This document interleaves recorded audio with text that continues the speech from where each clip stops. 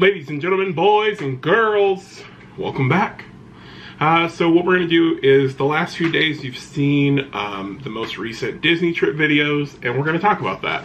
11 people went, and out of those 11, I had at least 4 first-timers. What I wanted to talk today about is things we learned when planning a trip for more than the 4 of us. Before this all took place, I made sure they had bought their tickets, got them to set up their online accounts through Walt Disney, and then had them share their information with me so that we had linked family, like they were on our family and friends list, so that I could designate fast passes. So that's the first thing when planning for a large group. You want to make sure that you've all got your Walt Disney World account set up and that you're on a family and friends list so that you can synchronize your fast passes. Number 2, make sure you have a plan, and it was awesome that we had a plan so that we knew what days we were tentatively doing what, and where our fast passes would be, and what we could do outside of those time frames. We knew what times we wanted to get to the park.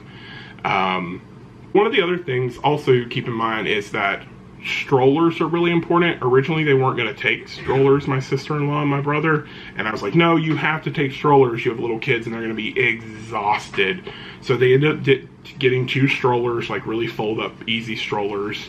And I will say that big bulky strollers are awesome because they're durable and they've got all this space, but you've got to put that stroller onto a tram at some point, so you want to be able to pop that stroller closed as quickly as possible, so you can get from place to place.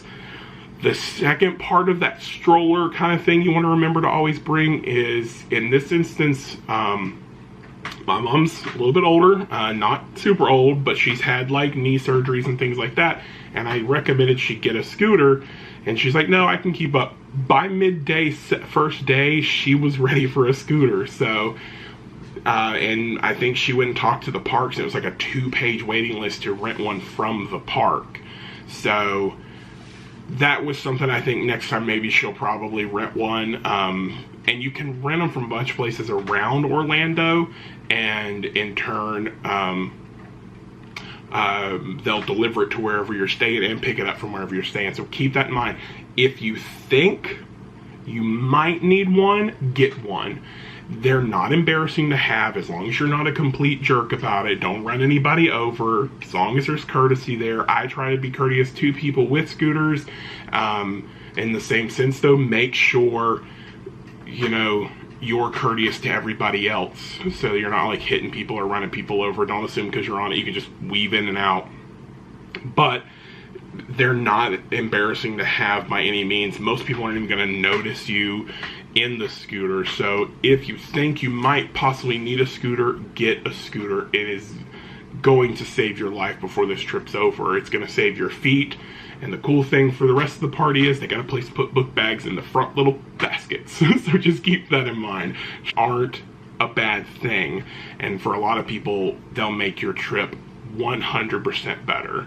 And I definitely know my mom learned from this one.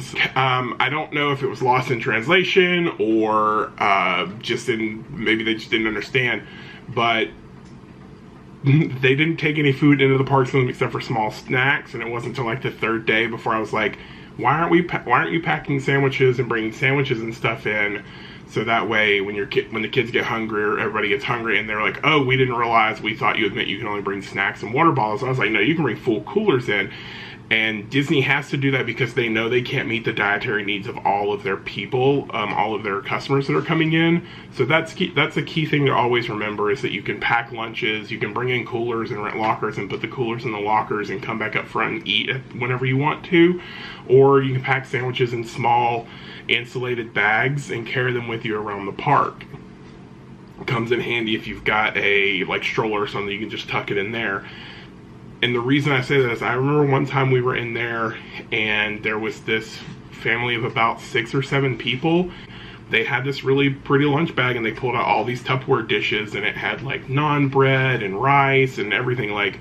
So Disney understands that they can't meet the dietary needs of everybody, and then some people have specific food regulations, whether it's religious based or custom based. So you can always bring food into the park. In fact, with my nephew, he's not big on eating a lot of things. I'm pretty sure most of the day there was a can of SpaghettiOs, because that's one of the things he will always eat. So, and you just go get a plastic fork from one of the quick services. Take time to enjoy each of the parks when you're in there. There were times where we were rushing from one ride to the next to kind of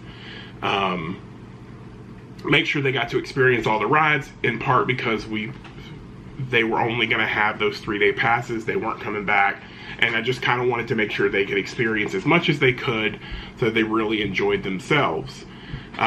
So that was big, but make sure, you know, yeah, you're going to hit all these cool rides and stuff, but make sure you're taking time to enjoy these massive parks. They are huge, and there's a lot to see in them, as far as just the Imagineering that went into some of the queue lines and some of the rest areas and some of the walkways. There's just so much to see, and you can get a lot of joy and fun out of that. I mean, we rode the train around, and just riding the train and looking at all the different stuff on the side of the train tracks that they had set up along the way. It's really fun. It's really cool what they've done there. Make your plan, hit the rides you want to ride, but make sure you take time to enjoy. Don't just rush from place to place. Breaks are important.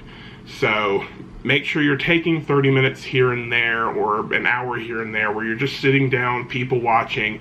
It's hard to do if you have little kids. In the instance of my niece and nephew, they're 4 and 2 or 5 and 3. They're really little, and they're not going to want to just sit down. Yeah, you've been on your feet all day, but most likely little kids like that have been in a stroller for most of the day, so they're not as exhausted as you are, and they're going to want to bounce around. And Disney has a great thing with that, because they've got all these little play areas that kids can kind of play around at. Please don't let them climb on things. One of the things I didn't put in one of my most recent video with Magic Kingdom is there was a kid climbing up a wall in the Little Mermaid queue. It was ridiculous. So control your children, but the parks are there for them to have fun, and there's plenty of places for them to just kind of run around and play and not really get into too much mischief. So make sure you're taking the breaks. And not only that, but breaks in between. Like, if you're coming early in the morning and you plan on seeing the fireworks, take a break midday. The very first day we did that was the whole plan the entire time, but that actually got moved up a little bit because some people couldn't handle the heat in our group. And that was one of those things, because yeah, Florida's hot and we're from Florida, but when you get inside like Animal Kingdom, which is our first day, that humidity almost doubles from what it is on the outside of that park, because there's so much foliage and it's literally like a swamp. So that's a key thing. Like, as hydrated as we could keep them, the heat was just too much, and we actually ended up leaving earlier than was planned because of that scenario. So breaks are important, because they get you out of the park, they get you out of the walking, they get you out of the heat. You can go in the air conditioner or back to your hotel to swim in the pool and stuff like that. So make sure you take those breaks. Or that things change, plans change, and to be flexible. And the reason you want to be flexible is because nothing's going to go the way you planned it for a good portion of it. Especially with a group of 11 people. That's 11 people, 11 different personalities, 11 different ages for the most part, and not everybody's going to be able to stick to whatever you plan out. So be flexible and understand that a plan is a good thing. It's great to have that plan. It really helps you kind of move things along, but be flexible in that plan, because you're going to need to be able to change what you're doing at the drop of a hat sometimes. You know, especially like we went over a weekend and it rained the second, third, and fourth day. In fact, the last day we were going to hit Hollywood Studios and we just came home because it was raining so hard. The second day we hit Epcot and it rained the entire time we were there. And Magic Kingdom was on Saturday and it rained all morning. So we went from opening Magic Kingdom to not even going to Magic Kingdom until like 3 o'clock in the afternoon or 2 o'clock in the afternoon. So remember that things are going to change in your plans, and that's okay. You may get there, and like we did, go the first day and realize there's no way I want to get up super early to hit these parks. I'm okay with going in the afternoon.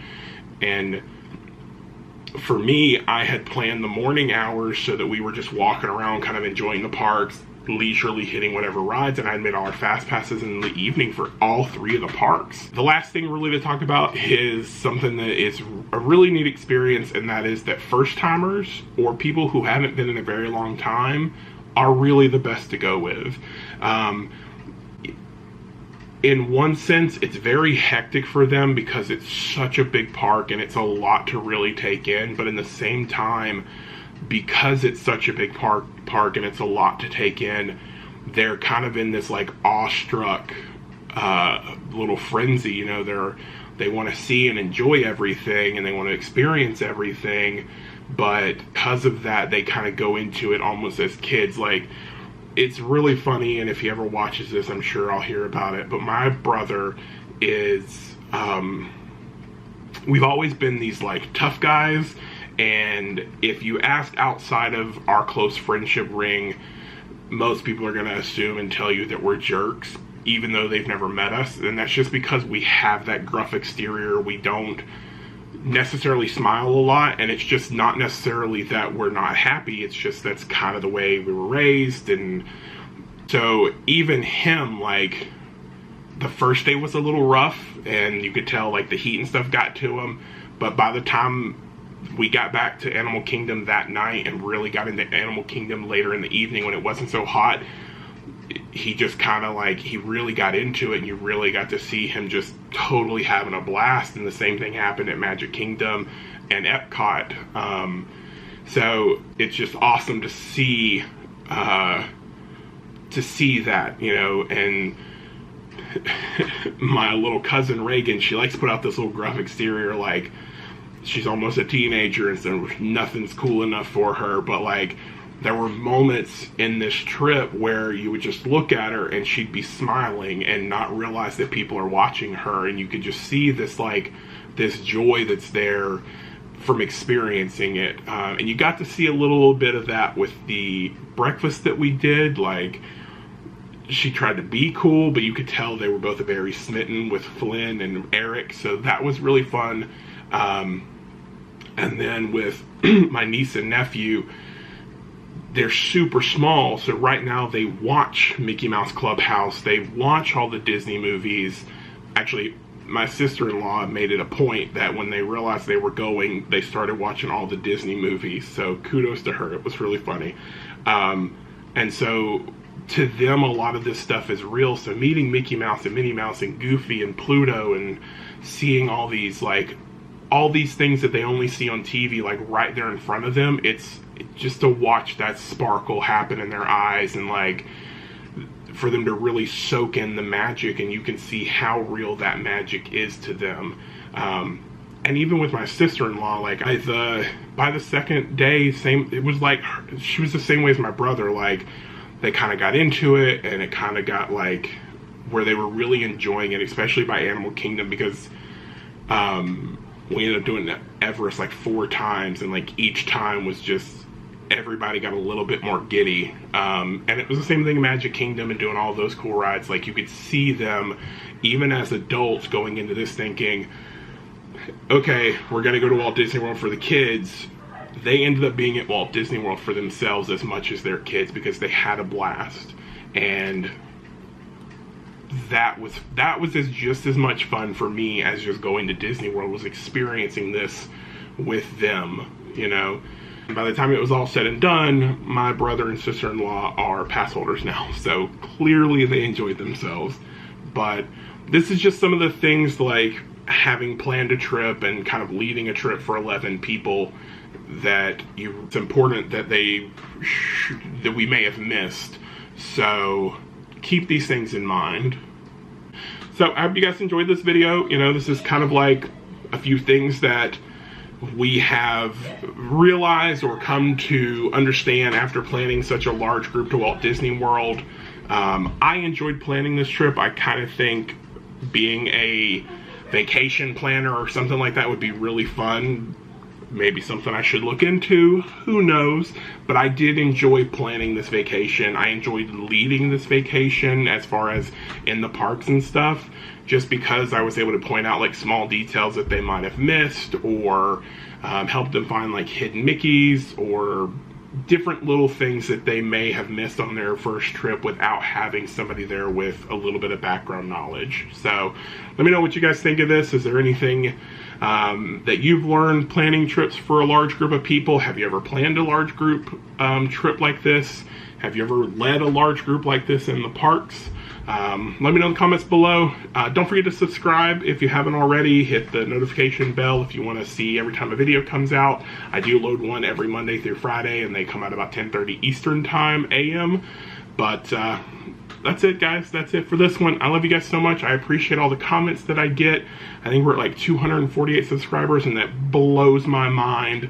But the comments are the best. I love answering and talking to you guys in the comments. It really is one of the best parts of this whole YouTube gig. So definitely leave me a comment. It can be about anything. Ask me a question about something we've talked about here. I love you guys. Till tomorrow.